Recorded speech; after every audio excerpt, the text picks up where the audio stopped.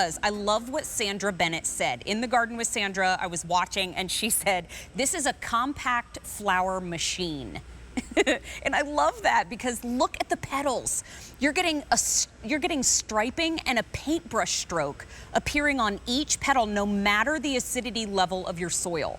So the color is going to depend on the acidity level of your soil, but that texture, that dimension of the striping and the striations is going to be there because these are incredibly special. This was new for us on March 12th. You're getting one actively growing hydrangea plant in a 5.5-inch pot.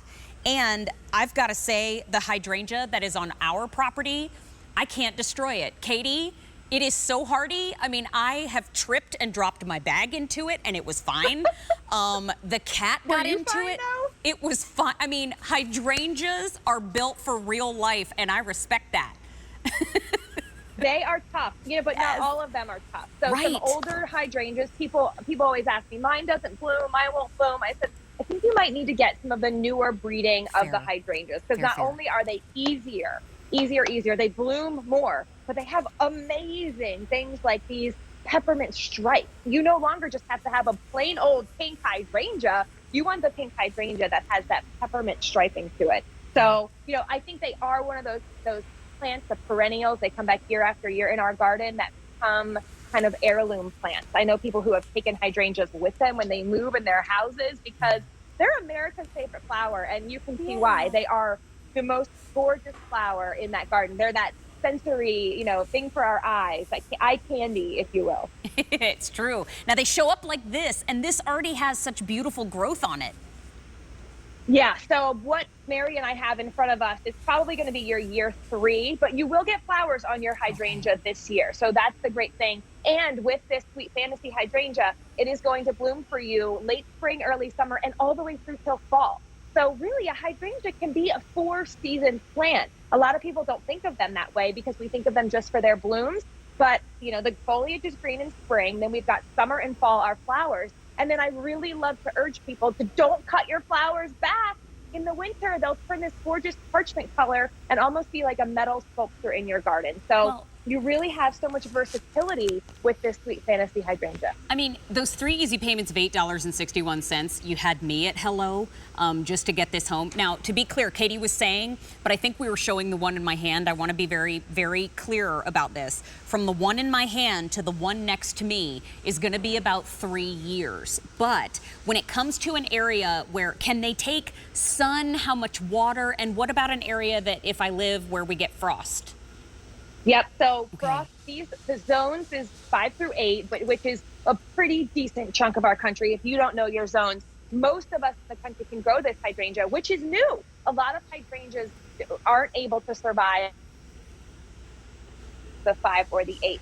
So that's really great. And then the ability can you still hear me, Mary? Yes, I can.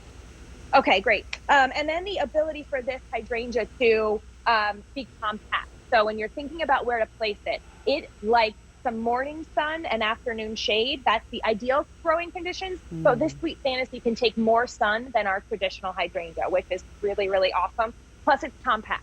So no longer do you need a giant estate, which, it'd be great to have that, but we all don't have those mansions. You can have this in a container or even just a small garden. So it only gets to be about 3 or 4 feet wide and tall. So throw this guy in a container or even 2 in containers on your porch. It just takes you away. And, I look at the color payoff too, and, those little stripes and the little paintbrush strokes. I've never seen hydrangea like that before. But in our area, Katie, we live where we get frost. It does dip below freezing on occasion. When do I need to cut it back? And if I live in an area that gets frost, what is the best way to ensure that it will come back happy next year? So the best way to ensure areas that get frost, that your plants are protected, is mulch. Okay. That is my number one, because it's really you're protecting the roots. If the roots die, the plant dies.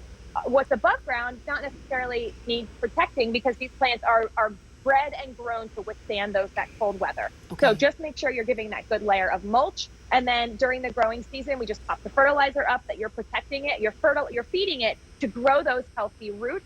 And that really is all that you need. If you have it in a container and you're on the edges of the zone 5, really colder, maybe you do get that below freezing for long stretches of time, it doesn't hurt to pull it up close to the house. That will ensure that it gets that little bit of extra heat, but it's not necessary for most of us who are growing these hydrangeas, even in containers or in ground. I mean, and look at some of these pictures. I love, Katie, clipping the hydrangea blooms and bringing them inside. What's the best spot to clip a bloom so that the plant stays happy, but I get to have a beautiful bouquet inside?